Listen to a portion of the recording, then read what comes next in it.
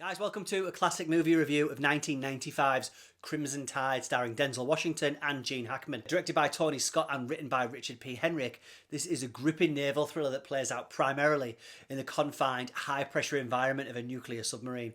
The film explores themes of authority, loyalty, morality, and the devastating consequences of miscommunication. Now, set in the final years of the Cold War, Crimson Tide offers a tense, cerebral exploration of leadership, the chain of command, and the power of decision-making in a world where one misstep could trigger a global catastrophe. Now, it combines all this with the intensity of a military drama, earning it a reputation as not only one of the best thrillers of the 90s, but also one of the great submarine movies ever made. Let's take a look.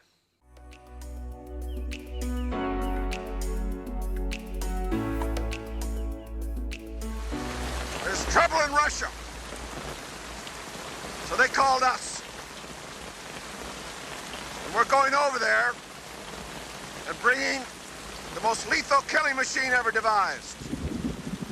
So at its heart, Crimson Tide is a story about two men who are forced to make impossible decisions under extreme pressure, which is an understatement. The plot centres on the USS Alabama, a nuclear submarine tasked with retaliating with a nuclear strike if the US is attacked by the Soviet Union. And here we have the Alabama dispatched on a mission to the Russian coast, the crew receiving a coded transmission that hints at a potential nuclear threat. The message is incomplete, however, and without the full verification of the situation, a question arises: should they launch their missiles in response to what could be a miscommunication, or hold their nerve and remain in a holding pattern until more information is available? Captain, I cannot concur. Repeat my command. Sir, we don't know what this message means. Our target package could have changed. You repeat this order or I'll find somebody who will. Hell no, you won't, sir. And this is where the tension between the ship's captain, Frank Ramsey, played here by Gene Hackman, and his executive officer, Ron Hunter, played by Denzel Washington, begins. Captain Ramsey, a seasoned naval officer, a dude who believes in no-nonsense decisive action and believes the transmission is a clear order to launch his missiles. On the flip side, we have Hunter, a younger officer who's a sharp guy, but by his own admission, comparatively inexperienced, and believes that a partial message without full confirmation is too dangerous to act upon. The results of such a mistake here being nothing short of nuclear holocaust. We launch, they see us, they launch. Our birds pass each other in the air. Boom. What do you got? Nuclear war. Nuclear holocaust. So, as the situation escalates, the two men engage in a battle of wills, each representing different approaches to leadership. Now, this conflict grows so intense that it leads to a mutiny, forcing the crew into a standoff that could have catastrophic consequences for everyone on board, and possibly the entire world. And it's in some of these scenes that Crimson Tide moves from good to great, tense standoffs fused with claustrophobia of the sub, mixed with razor-sharp acting. The operating procedures governing the release of nuclear weapons, we cannot launch our missiles unless both you and I agree. Now, Now, what are you this is waiting not for? I say to again, relieve I order you to of place the command, XO Captain. under arrest on the charge of mutiny.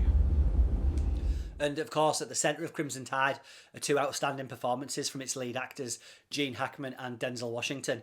Hackman here playing a man whose confidence and experience start to become indistinguishable from arrogance. Now, although the brilliant thing about Hackman's portrayal here is that he gives his Captain Ramsey moments of doubt. He's not a maniacal antagonist or a crazed warmonger, and you do see that in these little glimpses of sheer exhaustion. Now, Gene Hackman was having a good little career renaissance in the 90s, doing great work in films such as Unforgiven, The Firm, The Quick and the Dead, and Enemy of the State. Now, Denzel Washington, although not fresh on the scene, was finally getting some traction as a big Hollywood star and sex symbol, hence an odd, sweaty workout scene that seems a bit shoehorned in here.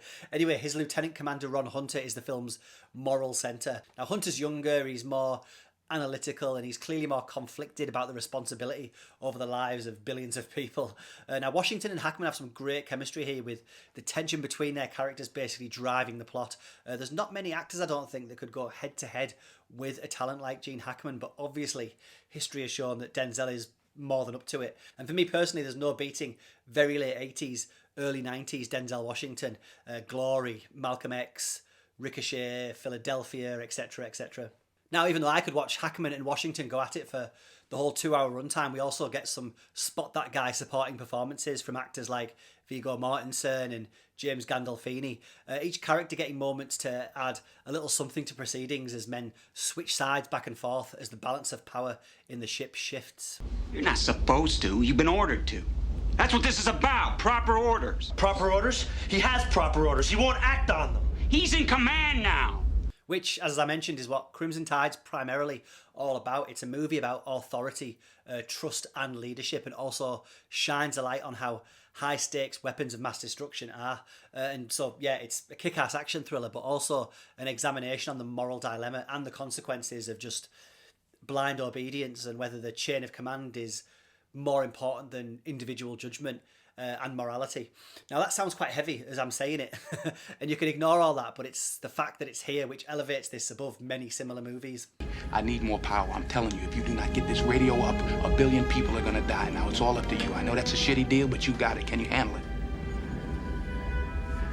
So Crimson Tide was, of course, directed by the late, great Tony Scott, who, even though he's telling a story that takes place almost entirely within the confines of a submarine, manages to make the film both claustrophobic and action-packed. Tight framing and close-ups are mixed with dizzying camera work and all fused with Darius Wolski's cinematography to capture the oppressive nature of working in a nuclear sub.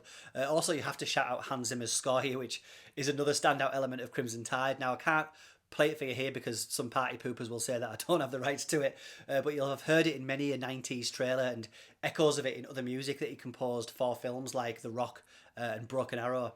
So yeah, Crimson Tide is what happens when you take a movie about the exploration of leadership and authority and the human cost of war and let the guy who made Days of Thunder and The Last Boy Scout loose on it. And although it's pure Tony Scott, it does have the fingerprints of producing duo Simpson and Bruckheimer all over it.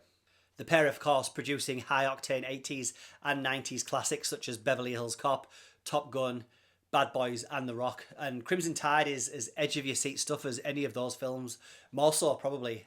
Its legacy as one of the best military thrillers of the 1990s is well-deserved, and I think its reputation only grows as the years go by. It's also worryingly timeless with themes that are as relevant today as they were nearly 30 years ago. So yeah, if you want your complex moral questions slathered with some action goodness and some top-tier sledgehammer acting, then this is a must-watch. Go check it out.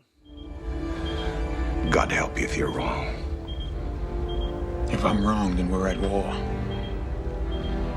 God help us all.